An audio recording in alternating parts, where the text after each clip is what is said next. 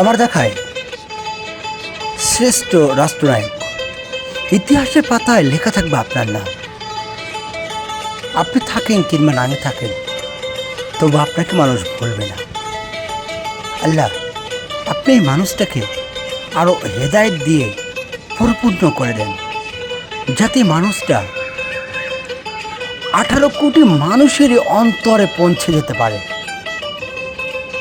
এরকম যদি রাষ্ট্রনায়ক হয়, তাহলে প্রধানমন্ত্রী আর সাধারণ মানুষের কোনো ভেদাভেদ থাকবে না।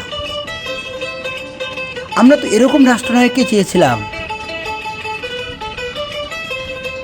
যার অন্তরে কোনো অহংকার ঘৃণা নেই।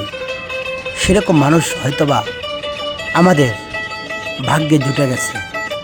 আল্লাহ, লাখো শুকরিয়া আপনার দরবারে। আর আমাদের প্রধানমন্ত্রী তারেক রহমানকে আপনি দীর্ঘজীবী করে দেন।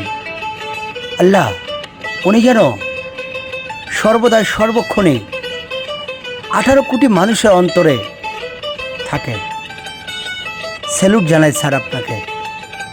লাখো মানুষের